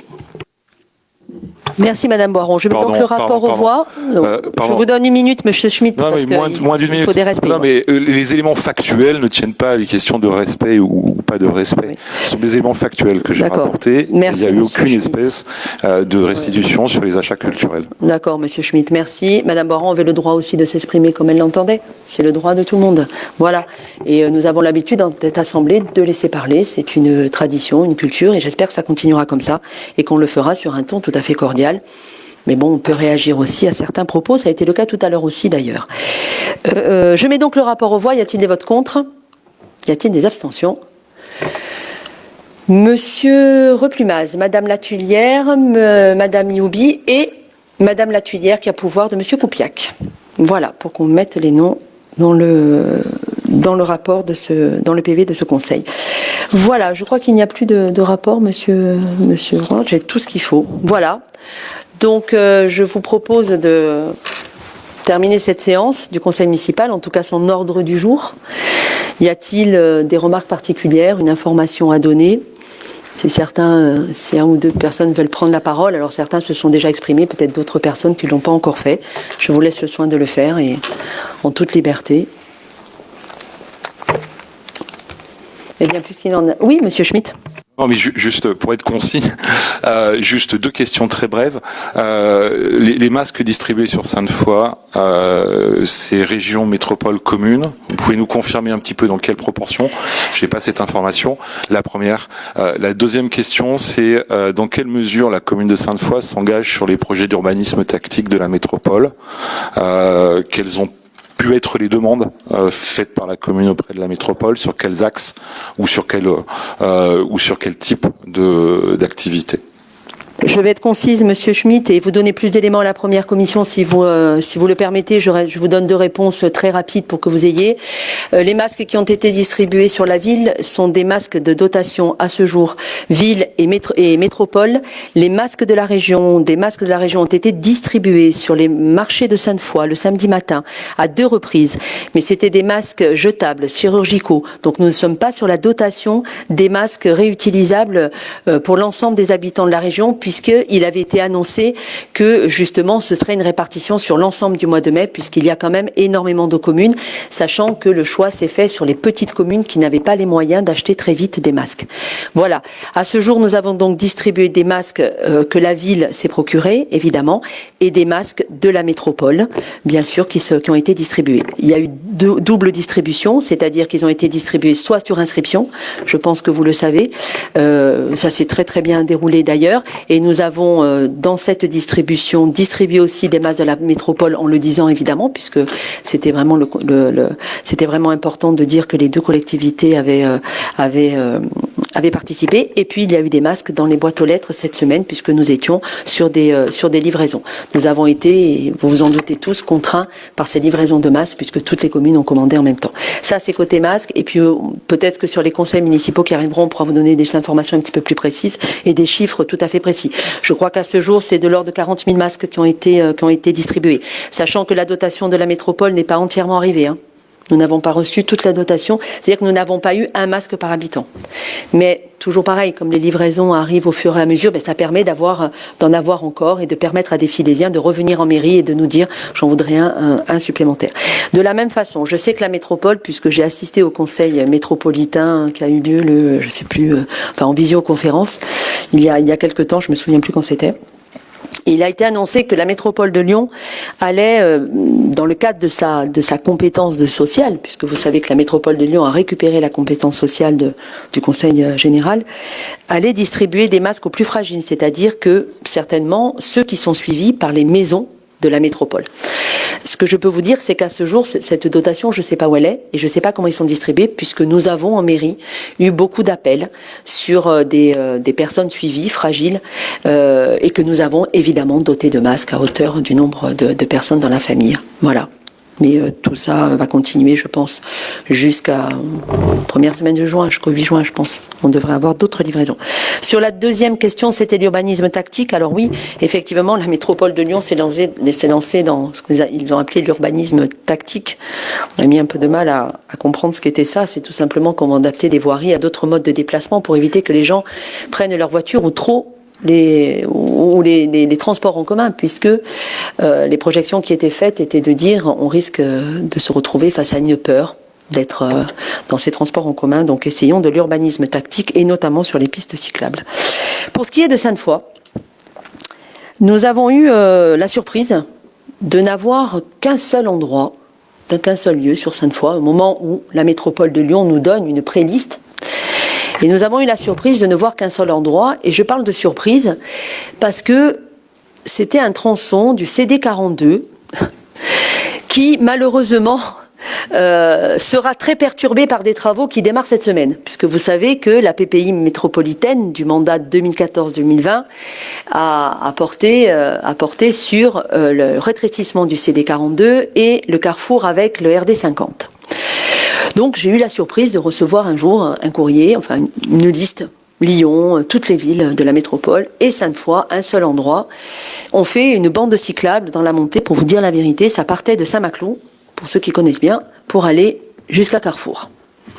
Et là je me suis énormément inquiétée, puisque étant donné qu'il y aura les travaux sur le CD42 de Saint-Maclou jusqu'au RD42 et RD50, que tout sera bloqué, que tout le report de circulation va se faire sur la route de la Libération. On le sait depuis que nous avons décidé ce projet. Je me suis un peu inquiétée de voir une piste cyclable apparaître, alors même qu'on allait reporter des cyclistes sur une voie très rétrécie, avec des poids lourds et un nombre de voitures considérable. Donc effectivement, j'ai contacté la métropole et les porteurs de projets à la fois de l'urbanisme tactique et donc des bandes cyclables sur notre secteur, mais aussi le chargé de projet CD42 RD50 pour qu'on puisse faire des choses en cohérence. Nous sommes en train, donc j'ai eu un premier contact téléphonique, nous avons une réunion très bientôt et nous avons fait des demandes supplémentaires à la métropole justement pour que soient aménagées des bandes cyclables en urgence. Alors, il faut savoir que la métropole a séparé en trois cette urgence, cet urbanisme tactique. Il y a eu une première vague pour qu'on soit prêt au 11 mai. Ça, c'était Lyon-Villeurbanne. Si vous êtes déjà descendu dans Lyon depuis le déconfinement, vous avez vu qu'on a vu apparaître ces troisièmes voies gelées, vélos partout, bus partout. Ça, c'était ce qui avait été décidé en priorité, Lyon et Villeurbanne. Et puis, les autres villes sont venues pour le mois de juillet. Donc, nous, notre projet sur le CD42 était prévu pour le mois de juillet et non pas sur la première vague. Et il y a toute une partie qui est aussi prévue pour décembre 2020. Donc on est bien étalé. Ceci dit, on peut comprendre qu'on ne puisse pas intervenir partout en même temps. À un moment donné, il y a une réalité pratique et pragmatique qui fait qu'on ne peut pas être tous les agents de la métropole et toutes les entreprises peuvent pas être sur les 59 communes. Jusque-là, on comprend. Sauf que, déjà, ce projet-là, moi, je voudrais qu'on le travaille un petit peu différemment compte tenu des travaux qui arrivent, qui démarrent le 8 juin. Donc on va être vraiment, et 3 semaines plus tard, on a un CD42 coupé. Donc il faudra voir comment on travaille sur cette partie-là de bande cyclable. Et puis, toutes ces nouvelles demandes que nous avons faites, elles sont déjà parties, que ce soit Croix-Pivort, le lien avec Choulan, la rue des Sœurs Bouvier. Il y a 4 ou 5 projets comme ça. Nous avons été évidemment appuyés là-dessus avec la Ville à Vélo, qui nous a envoyé également tout un travail qui avait été fait, bien sûr, que nous avons reçu. Des contacts ont été pris également. Madame Goubet, qui prend cette délégation, est déjà sur ce mandat-là. On va, dès demain et après-demain, je crois que des rendez-vous sont pris d'ailleurs, pour qu'on puisse tout de suite le faire. Voilà, on espère accélérer ça avant décembre. Mais il y a certainement des choses à faire, par exemple sur Croix-Pivort, voilà, sur des grands axes qui méritent de sécuriser aujourd'hui et qui inciteraient un petit peu plus à ce déplacement en vélo pour rejoindre la ville de Lyon. Voilà. Madame la Tuilière. Oui, je vous remercie de citer la Ville à Vélo. Nous avons aussi fait part de leur expertise à travers une lettre ouverte que nous vous avons adressée le 3 mai et sur laquelle nous faisions aussi des propositions d'itinéraires où il est possible d'ouvrir tout à fait des voies cyclables. Tout à fait. Et lorsque la métropole de Lyon est arrivée avec ce terme d'urbanisme tactique, évidemment, il a fallu aller plus loin qu'un simple terme de communication, mais travailler sérieusement sur des projets. Effectivement, ce qu'on a fait tout de suite, ce que la ville a fait tout de suite, c'est de se dire, bon, on sait très bien qu'on ne pourra pas tout adapter. Il y a des lieux, on le voit bien à Lyon, on sait très bien quand il y avait 3 voies, 2 voies, c'est facile. Quand on a déjà des voies rétrécies de 6 mètres, il est compliqué d'intégrer des bandes cyclables. En revanche, là où j'ai énormément insisté auprès de la métropole, c'est de dire, on peut travailler à de nouveaux itinéraires, c'est-à-dire imaginer d'autres voies. Et notamment, par exemple, le CD42, qui va devenir un petit peu plus dangereux pendant des travaux, mais c'est normal. Alors, la durée des travaux n'est pas longue, mais enfin, il va falloir assumer. Eh bien, on peut très bien imaginer de nouveaux itinéraires cyclables. Et c'est là où la Ville à Vélo, qui connaît parfaitement et qui a donc des adeptes qui font ça tous les jours, sont vraiment d'une expertise importante, puisque de fait, on peut imaginer de nouveaux itinéraires plus simples, tout simplement, et peut-être plus sécurisés. Voilà, sachant aussi qu'on peut très bien, et on en discute beaucoup entre nous, multiplier des zones de rencontre, multiplier les zones 30, puisque dans une zone 30, vous savez que le vélo partage avec la voiture, tout en évitant de retrécir encore des chaussées là où c'est pas possible. Une chaussée de 6 mètres, vous mettez pas de bande cyclable de ça de côté, c'est pas la peine. Voilà, donc on est bien là-dessus. J'espère avoir un retour assez rapide, mais je suis certaine que durant le mois de juin, les choses vont avancer très vite. En tout cas, notre volonté, c'est de pas attendre décembre. Voilà, et d'essayer cet été d'avoir au moins sur les grands axes. Quand on voit ce qui a été fait à Lyon, c'est des bandes jaunes. Alors évidemment, ça se travaille. C'est pas juste un trait de peinture sur un sol, c'est pas du tout ce que je dis. Mais on voit qu'on n'est pas encore à faire des choses avec des gros travaux. On est sur une signalisation au sol. Et ça, sur des grands axes, je pense par exemple à Croix-Pivort, pourquoi pas ? Voilà, pourquoi pas Croix-Pivort directement, où on sait qu'il y a une forte vitesse, où on sait qu'aujourd'hui, il faut être présent pour limiter la vitesse des voitures, et donc ça permettrait en plus de remplir ce souhait de limiter la vitesse si on arrive à insérer une bande cyclable. Voilà, en tout cas, les démarches ont été faites, bien évidemment. Oui, Madame la Tuilière, on terminera là-dessus. Oui, on n'est pas sur de grands travaux encore parce qu'on est sur une période de test. Et justement, il faut faire des propositions pour tester de nouvelles voies cyclables. Et si elles s'avèrent pertinentes, après, on pourra demander des travaux à la métropole. Tout à fait. Et c'est tout à fait ça. Sauf que plus on repousse le moment où on les fait, plus on reprend des habitudes, plus c'est compliqué, plus on entre dans des budgets pour 2021 et on s'en sort pas. Voilà, et on décale de 2 années parce qu'il faut des votes, etc. Vous savez comment marchent les collectivités territoriales. Certains d'entre vous sont élus et vous savez comment se prennent les décisions, notamment en métropole. Je vous rappelle que le conseil métropolitain n'est pas encore installé, qu'il le sera. Il va falloir passer encore des étapes et des semaines avant que ce conseil soit installé, avant que des budgets soient votés. Et donc il faut absolument qu'on ait la garantie d'avoir au moins des aménagements sur les lieux où ça peut se faire. Voilà, et c'était l'objectif que l'on avait sur cette durée de confinement. Voilà. Eh bien, je vais vous donner quand même des dates de conseils municipaux prochains. Il va falloir se réunir de façon importante et intensive. Nous aurons un premier conseil municipal le jeudi 4 juin, soit la semaine prochaine. Ce conseil municipal va permettre de désigner les membres élus dans les différentes instances, institutions et associations de notre territoire. Il permettra aussi de fixer le règlement intérieur de notre conseil municipal et les commissions municipales. Ce que je vous propose, c'est, par l'intermédiaire du cabinet, de vous faire parvenir en avance la liste des commissions municipales avec à l'intérieur évidemment les thèmes qui seront abordés pour que vous puissiez en avance faire part de vos choix. Et la répartition que nous, avant même de voter, ça permettra de gagner du temps le 4 juin et qu'elles puissent se réunir. Je vais vous expliquer pourquoi. Ça va vous donner déjà, avant le conseil municipal, un petit peu d'idées. Et ce que je vous propose aussi avec les présidents des différents groupes, c'est qu'on puisse constituer une commission ad hoc avant le 4 juin pour qu'on puisse commencer à travailler le conseil municipal, si vous en êtes d'accord, pour qu'on puisse là aussi ne pas découvrir et que vous puissiez participer à ce règlement intérieur. Je vous le propose. On est mardi 28 mai. On peut imaginer, même en visio, de le faire. On ne sera pas nombreux, les présidents de chaque groupe, pour travailler. On ne sera pas nombreux. Je vous propose ça. Je vous enverrai. Si vous voulez le faire en présentiel, étant donné que nous serons 4, on peut le faire en présentiel. C'est à votre choix. Voilà. Moi, ça me crée pas de problème de le faire en présentiel. Dans la salle du conseil municipal, à 4, on est largement bien installé pour pouvoir travailler et peut-être mieux échanger en présentiel. Voilà. Avec évidemment gestes barrières, il y aura des masques, il y aura des gels. Voilà. Si ça nous permet de gagner un peu de temps. Le conseil municipal suivant aura lieu le 29 juin. Donc ça veut dire que nous allons réunir les commissions municipales entre le 4 juin et le 29 juin pour que nous puissions travailler sur les délibérations qu'on aura à vous proposer le 29 juin. Et nous aurons un conseil municipal le 9 juillet.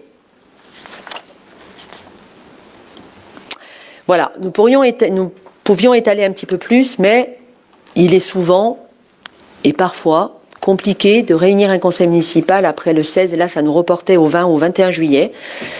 Voilà, bon, ça fait un peu tard. Si certains d'entre vous ne sont pas là, ou on ne sait jamais ce qui peut se passer pour les vacances d'été, on ne sait pas, c'est l'incertitude. Dans le doute, on a fixé ce conseil au 9 juillet, et ce que je vous propose, c'est donc de réunir les commissions dans la semaine, qui correspond. 16, 17, 18. Voilà, on réunira dans la semaine du 16 juin les réunions où on abordera les délibérations des 2 conseils pour qu'on puisse traiter tous les sujets avant les conseils municipaux. Voilà. Voilà, eh bien, je vous souhaite une excellente soirée. Merci à tous de ce conseil d'installation. Merci encore pour cette élection. Et je remercie évidemment tous ceux qui ont beaucoup travaillé à cette installation, puisque nous ne sommes pas dans notre lieu habituel. Évidemment, les services techniques de la ville, Loïc Paulet qui est là pour la régie, le cabinet avec Gabriela Condis, Bastien Lemire et Pierre-Maxime Saron, et notre directeur général des services, Claude Roire, qui œuvre depuis quelque temps. Merci à la presse aussi d'être venue. Voilà.